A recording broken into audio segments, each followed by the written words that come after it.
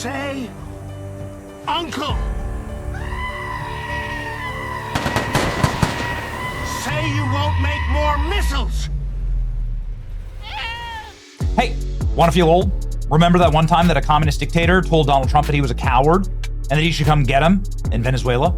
Here's that guy today. Why don't we go ahead and watch as he is handcuffed and shackled by the legs and carted off to jail with his wife, the guy manhandling his wife, and paraded through the streets of Manhattan as he looks up at the Statue of Liberty. Given an opportunity to fly right over the Statue of Liberty, something, of course, nobody is allowed to do. Special clearance by the federal government, courtesy of the red, white, and blue. What is this exactly? Well, I don't really care what you think or feel about this. This is a message that America is dominant, America's in control of our hemisphere, that America will black bag you, and no one will be there to help you. Who was this guy's friends? China and Russia. China and Russia paid for all of the munitions and war armaments for Nicolas Maduro. He spent over $100 billion in Russian and Chinese radar systems and military equipment. And what happened next? President Trump sent a message. And the message is pretty plain. You can jump on the sinking ship of our enemies. They won't show up to defend you. They won't even write a strongly worded letter, a reminder that the Chinese were all standing there when this was happening. The Chinese were in Caracas when Nicolas Maduro was black-bagged. President Trump rubbed it in at the World Economic Forum. Because of missiles, because of nuclear, because of weapons of warfare that I can't even talk about. 2 weeks ago, they saw weapons that nobody ever heard of. They weren't able to fire one shot at us. They said, what happened? Everything was discombobulated. They said, we've got them in our sights. Press the trigger, and nothing happened. No anti-aircraft missiles went up. There was one that went up about 30 feet and crashed down right next to the people that sent it. They said, what the hell is going on? Those defensive systems were made by Russia and by China. So they're going to go back to the drawing boards, I guess. Donald Trump just going on one of the biggest global stages and just talking trash to Russia and China. And that's what all this is about. Trump officials broker massive U.S.-Venezuelan gold deal. President Trump stealing your girl, taking your girlfriend, taking the prom queen, stealing Venezuela. Just wrapped a trip to Venezuela, says Secretary of the Interior Doug Burgum, to get all their critical minerals, all their oil. And it's going to be really exciting because we're normalizing relations with Venezuela. They just stole Venezuela from China. There it is. Pure American aura. Oh, and something remarkable has happened. Well, everything's fine. Right? Everything's fine. Everything's not fine, obviously, in the Iranian theater. Ready for the big one? U.S. bombers touched down in the UK for the big one. B-1s that can carry 34 tons of bombs land at RAF base as U.S. promises surge in attacks. These are some of the top line headlines. Whew, man, those look spicy. From the Daily Mail. Oh, no. Oh, no. They haven't even gotten started.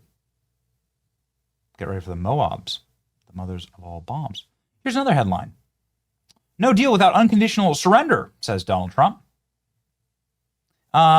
Tehran announces mediation efforts. Oh, would you look at that? Trump orders more of America's biggest bombs and claims he only has 6 left. Pentagon admits they're going to quickly resupply them.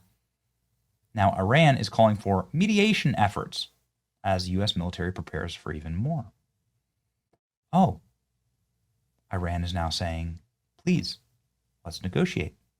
Imagine instead that this is about China and showing China and Russia to be terrible allies and that their tech is garbage, as Trump has repeatedly smash-mouth talked them on the world stage.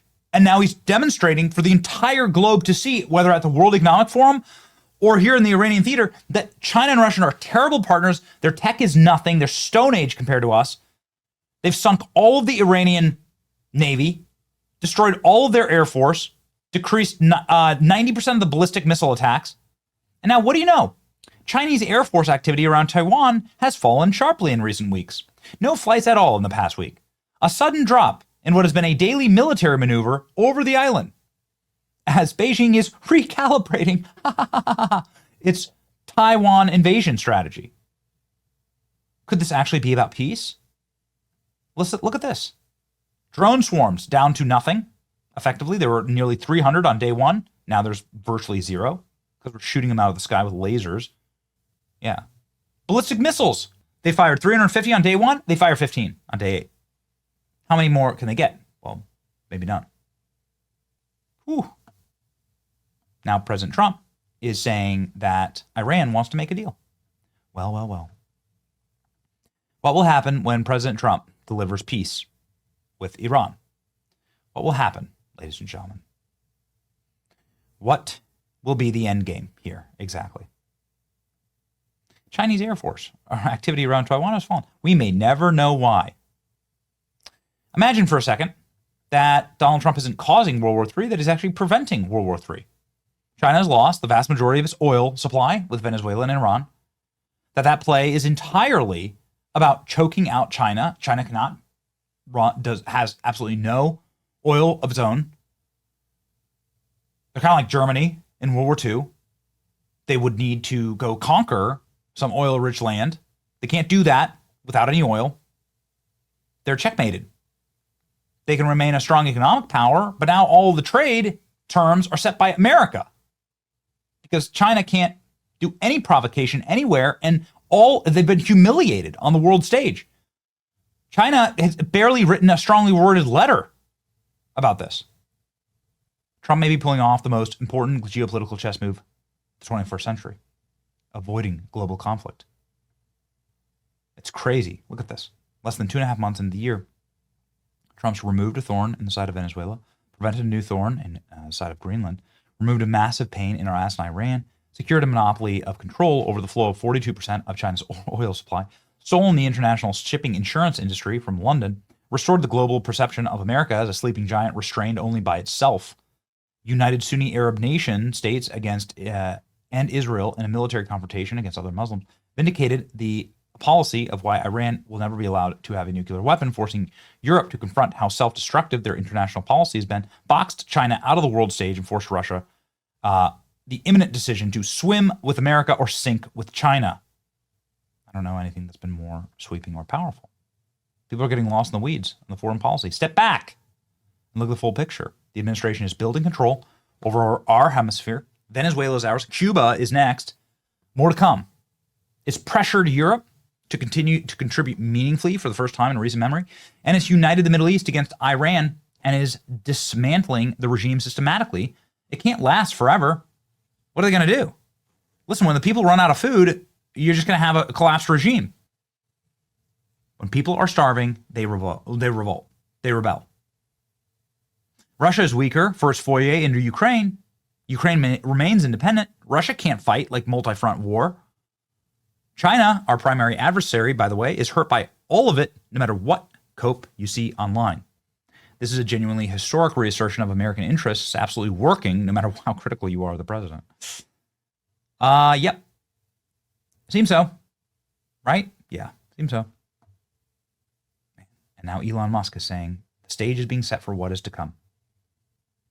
Elon Musk talking about Chinese growth falling off a cliff, how China is challenged. They don't have the atoms that they need to sustain themselves. They can't sustain their 30% growth rate. Their growth rate has been cut down to 4%. Do you realize what an economic catastrophe that is for China? What a nightmare that is for China? Now they're going to try and watch the next play is to bring Russia back to the table. It's crazy, man. China dials down growth and ambitions. Whoops. Decades low target. Here's why. We have no more money. We have no more oil. That's why. Whew. The most dangerous geopolitical blitz since Bretton Woods. Trump says Cuba is next to fall. That's what's going to happen, man. That's what's going to happen. The whole play The whole play, the whole thing, Maduro, all of it, is to like say F off to China, and then Donald Trump, like he's doing in Venezuela, delivers on a deal because like, well, who are you going to fall back on? What are you going to do? Of course, Iran's going to make a deal. President Trump saying just moments ago that he doesn't care if it's a religious dictator. It doesn't matter to him.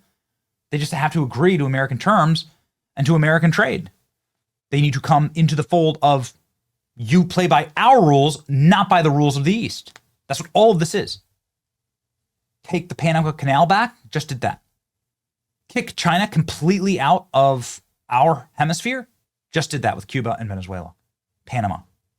All throughout South America. And then like force Iran, force a regime change in Iran. All that is just force a policy change. That's all he did with Venezuela. He didn't force really regime change in Venezuela. It's still like the Maduro people. What if Trump announces peace with Iran? What if he just announces we're going to open up trade and oil with Iran? I mean, Trump just did that today. That's what's next. If that happens soon, it'll be the biggest political victory in my lifetime or yours. And it will be the biggest win for America in my lifetime or yours. So we'll see. Hit your boy Benny, like, share, and subscribe. Let me know what you think in the comment section. See ya.